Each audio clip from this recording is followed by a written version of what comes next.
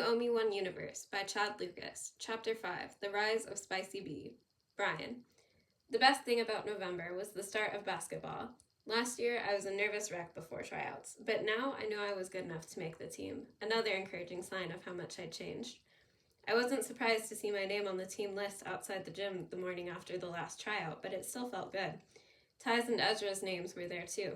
Return of the Sizzle Squad, Ty said happily. It's going to be a good year.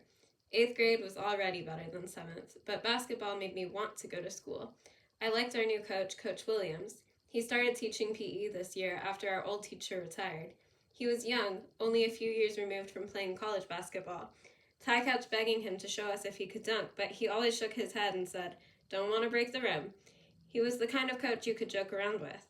After our 4th practice, Coach called me over as I was leaving the locker room. "I want to talk to you about our exhibition game on Thursday," he said. "I'm starting you at point guard." My grin was so big I could feel my cheeks stretching. "Really? Thanks, Coach." "You've earned it, Brian. You see the court so well. Just remember, being point guard means you set the pace for the team. We've got some great players and big personalities on this team, so I'm counting on you to be a leader." My grin shrunk a little. "Right." Coach chuckled. "I know you're quiet, and that's okay. Leaders don't have to be loud, but they choose their moments to be heard." "Okay, Coach, I'll try." My mind was racing as I left the gym. Starting at point guard was a dream come true, but being a leader? Me? I was nothing like Andre, a 9th grader who was our team captain, or Ty, who was our best scorer, or even Ezra, who cracked jokes and made us feel like a team. But I guess I needed to add it to my list, become a leader.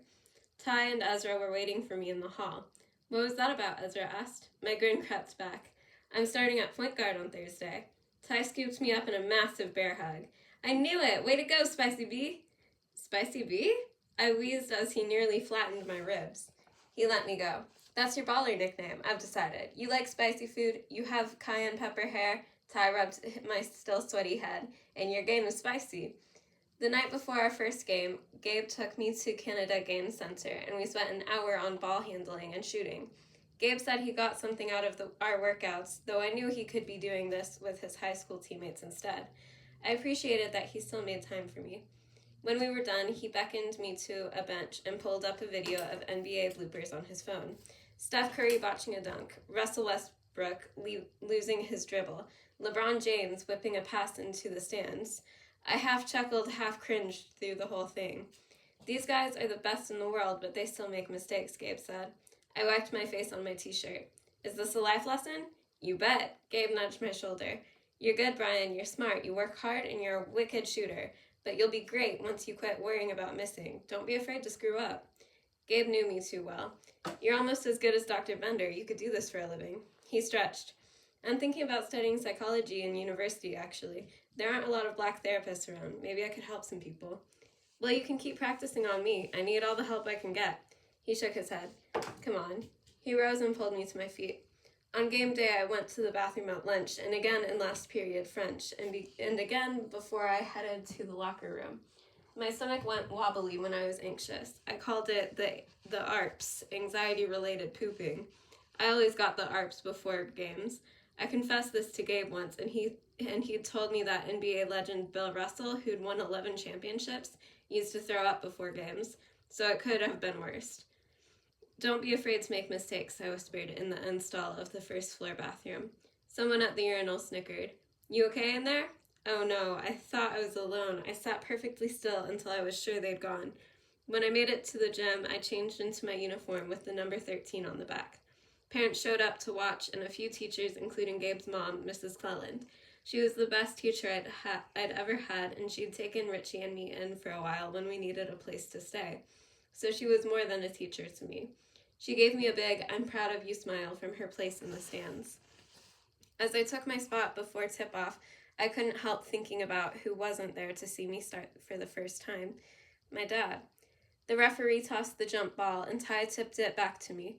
Game on. We had a good team, and it showed. St. Agnes didn't have anyone big or quick enough to stop Ty and Andre. I tried to focus on making good passes and playing defense. I scored my only 2 points of the half when I stole the ball from the St. Agnes point guard and raced to the rim for a layup. "Spicy B!" Ty yelled. By halftime, we had a 12-point lead. Coach Williams called me over during the break. You're playing great, he said. Now shoot more. I want at least 3 shots in the third quarter. I blinked. Even if I miss? Doesn't matter. 3 shots. St. Agnes started the second half with the ball. We forced them into a miss, and I dribbled up the court. My defender dropped back to prevent an easy shot to Ty or Andre. I glanced at the bench. Shoot, coach mouthed, so I did. The ball looped around the rim and fell out, but it landed in Ty's hands, and he got fouled trying to lay it in. He made both his free throws. I waited 2 trips down the floor before I shot again. It clanked off the rim and bounced to St. Agnes. Good luck, Brian, coach called. Keep shooting. Next time I had the ball, I made eye contact with Ty, and he popped out to set a screen on my man to get me open. Ty's defender was slow and switching, so I drove to the basket. As I jumped, Ty's man lunged at me. I wrapped a one-handed pass around his back right into Ty's hand as he rolled to the hoop for an easy layup. He fist-bumped me on the way down the court. Great dish, Spicy B. You're really trying to make that stick, huh? I told you, it's your official nickname. A minute later, Coach subbed Ezra in for me. Ezra high-fived me as I headed to the bench. Sorry I only took 2 shots, I told Coach. I was going to shoot the third one, but Ty was open. Coach laughed. Brian, that was the slickest pick and roll I've seen in a minute. You did exactly what I wanted. Even your first miss got us 2 points on Ty's rebound. He tapped his temple. I love how you see the floor and get everyone involved, but when you're in attack mode, that makes the defense react and opens up our offense even more. Keep it up. He sent me back in with 6 minutes left and our lead at 15. My defender sagged off me, so I pulled up behind the 3-point line and shot. Swish! That one felt good. Ezra yelled, Spicy B for 3! And all the guys on the bench echoed, Spicy B! So I guess the nickname was happening. I liked it. Chapter 6, the least romantic place ever. The locker room was loud and goofy after we finished off St. Agnes. Jaden Grouse stood on a bench with his shirt off and dropped a freestyle rap about our win, while Ty and I drummed on the bench to give him a beat. Jaden pointed at Brian. Shout out to Spicy B. He lights it up from 3. He loves to pass to Ty, but he should give the rock to me. Everyone cracked up, and Brian turned red. You were smooth out there, B, Andre said. Thanks, Brian said. Andre shook his head. You're so low-key. You can get hyped sometimes, you know. Brian shrugged. I like to let my game do the talking. Everyone laughed again, and Brian grinned. Respect Spicy B's chill, Ty said. He doesn't show off when he makes one shot, like that number 15 on St. Agnes. Andre snickered. Yeah, he had a lot to say when he scored on Harrison. Everyone razzed Harrison Kinney, a big 9th grader who was the only guy taller than Ty. Harrison scowled. That kid was talking trash all game. He's a little... Then Harrison said an ugly slur, one that felt like a punch in the stomach. I froze. A weird feeling of shame washed over me, even though I didn't do anything wrong. Harrison hadn't been talking about me, but I still felt awful. I should say something. Brian beat me to it. Harrison, that's not okay. Everyone went quiet, probably out of shock that Brian spoke up. Harrison's jaw tensed. I was just joking. I didn't mean it like, you know. Ty stood up. It doesn't matter how you meant it. It's not okay. Don't ever say that again, got it? Geez, what's the big deal? Harrison's eyes landed on me in my rainbow t-shirt. His mouth fell open. Oh, Ezra, are you... I wanted to disappear, but I couldn't, so I decided to make a joke. The hottest guy here by a mile? Thank you for noticing. Andre snickered, and the tension eased a little. And yeah, I'm gay. Well, guess I'm out to the whole team. Thanks, Harrison. Ty glared around the room. No one has a problem with that, right? Nah, Ezra's cool. Andre slid over and offered his fist. I gratefully gave him a fist bump. No one was going to argue with Ty and Andre. Not out loud, anyway. Harrison went pale. Ezra, I'm sorry. I'm not prejudiced or anything, honest. He swallowed hard. You won't tell Coach, will you? Anger buzzed in my chest. Maybe Harrison was sincere, but he mostly seemed worried that I'd get him in trouble. I hadn't even thought about that, but now I considered it for just a second. Yeah, I could tell Coach, or even Miss Florman. Maybe Harrison would be suspended from the team, but I didn't want that, and I didn't want teachers to rally around me and make a big deal of it. I just wanted to be me. I wanted to goof around in the locker room without anyone caring who I like or saying gross slurs. I straightened my glasses. I won't. Just learn some new words, okay? And don't use gay as an insult, either. I won't. He held out his hand. Are we good? I guess I was supposed to let it go and move on, like when I shrugged off strange looks or clueless comments from white people. And it wasn't like I wanted to hold a grudge. I just wished Harrison had known better already so that I didn't have to deal with this. But I shook his hand. The locker room was quieter now. No more jokes. I cleared my throat. Just so you know, I'm not crushing on any of you, especially not in here. The locker room is the least romantic place ever. It smells like armpits and feet. Jaden snickered. Look, if you want to admire the 8-pack from a distance, I'm not even mad. He flexed his stomach. Your abs are great, I shot back, but that 8-pack of chin hairs you refuse to shave isn't helping you. Ouch, Andre hollered. Ty pulled out his phone. Hello, 911. I'd like to report a murder. Laughter rippled around the room. Even Jaden smiled. It's like that, huh? As he left the locker room, he lightly punched my shoulder. So did Andre. I felt better knowing they weren't going to treat me differently. Then Harrison mumbled one more sorry on his way out, and I had to bite back a sigh. Brian and Ty waited with me until everyone else had left. I knew they were doing it to protect me. A lump built in my throat, and I went to the sink to splash cold water on my face. Brian followed me. You okay? I dried my face. Yeah, it's fine. Thanks for sticking up for me. Ty shook his head. It's not fine. You shouldn't have to hear stuff like that. I know most guys on the team are cool, but Andre and I will make sure no one gives you any trouble or spreads any rumors. Honestly, Ty, I don't care who knows anymore. I meant it, I think, but it wasn't like I suddenly felt brave. I was just done with worrying about what I said or who I looked at for too long or what people were thinking about me. I was tired. The street lights were glowing against the dimming gray sky when we left. Soggy brown oak leaves clung to the edge of the sidewalk. In November, the trees always looked so naked and sad. That's kind of poetic. I should use that in a lyric. What song is that? Brian asked. Huh? You were humming.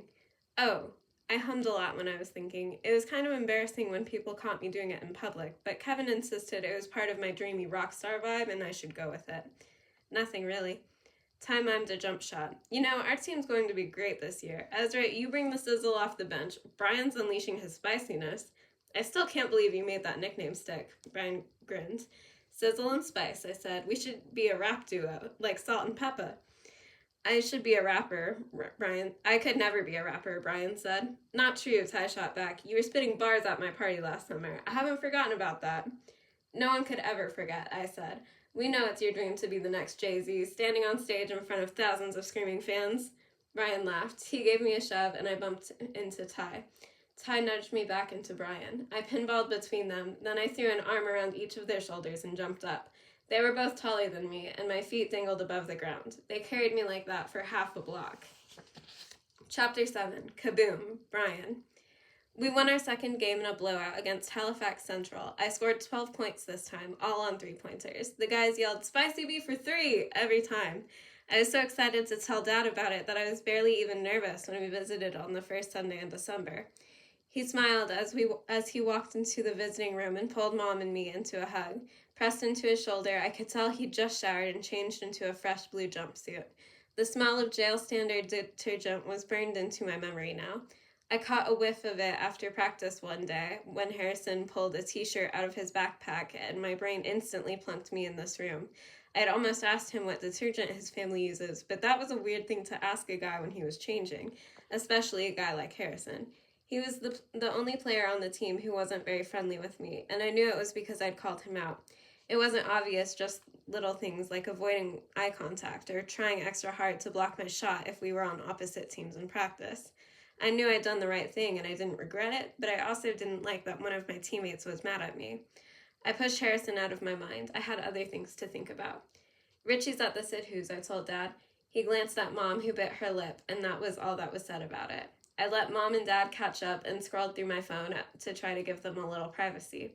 When it was my turn, we talked about basketball. Dad gave my arm a playful punch when I told him about all my threes. I love it. Play with confidence, B-man. His eyes went cloudy, but he covered it with a grin. You'll have to teach your mother how to shoot video on your phone and bring me some clips next time.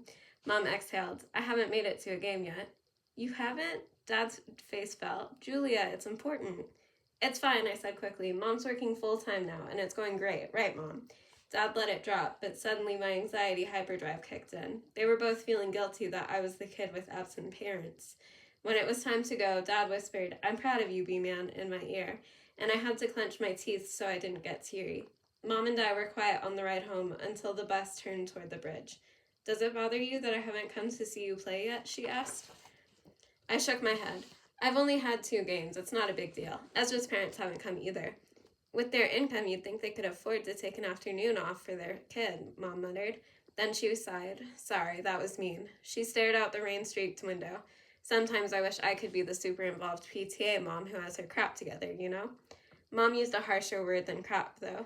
Dad swore all the time, but Mom only swore when she was stressed. Keeping Mom unstressed was a critical part of my survival plan. Mom, it's fine. I covered my mouth to stifle a yawn. She tilted her head. How late were you up last night? You seem tired lately. It wasn't that late. I'm fine. I stuck in my earbuds so we didn't have to talk anymore. I hadn't stayed up late, but after I'd gone to bed, I'd started overthinking every interaction with Harrison. Then I'd started doing the same with Ezra. Had I done enough after Harrison said that awful thing? Was Ezra still bummed about how I'd reacted after the kiss? We didn't talk about it anymore, and most of the time it seemed like we were okay, but sometimes things felt different, or maybe that was me overthinking too. Then I'd started wishing that I could like him the way he liked me.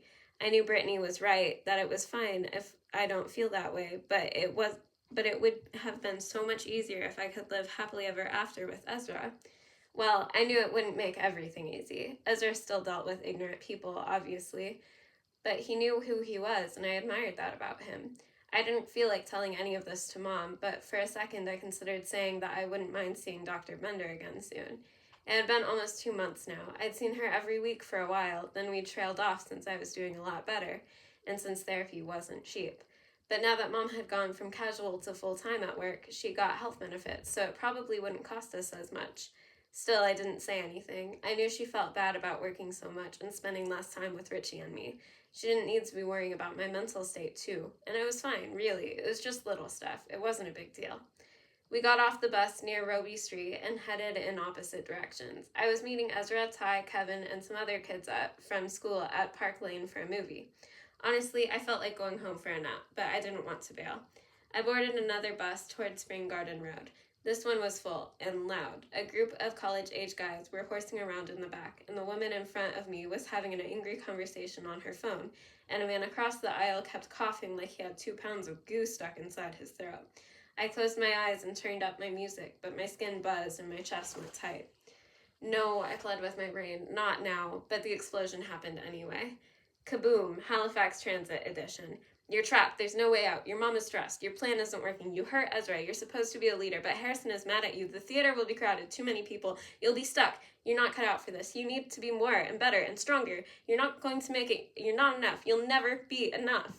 Sweat beaded on my forehead. It was hard to breathe. I tried to practice my grounding exercise, but every nerve in my body was screaming, make it stop.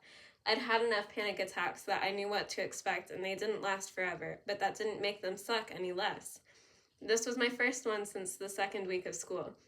It was starting to hope I'd left them behind. My stomach churned, and I knew it was a lost cause. I couldn't sit in a crowded theater. I couldn't even handle the bus anymore. I yanked the stop cord and wobbled out of my seat.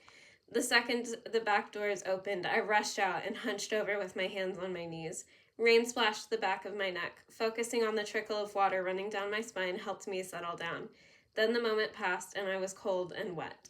I sat on the bench in the bus shelter and sent a pathetic group text. Can't make it. Got delayed coming back from visiting Dad. Sorry. It wasn't exactly a lie. I had gotten delayed by my garbage brain. Kevin, bummer dude, we'll miss you. Ezra, everything okay? Me, yeah, catch you later.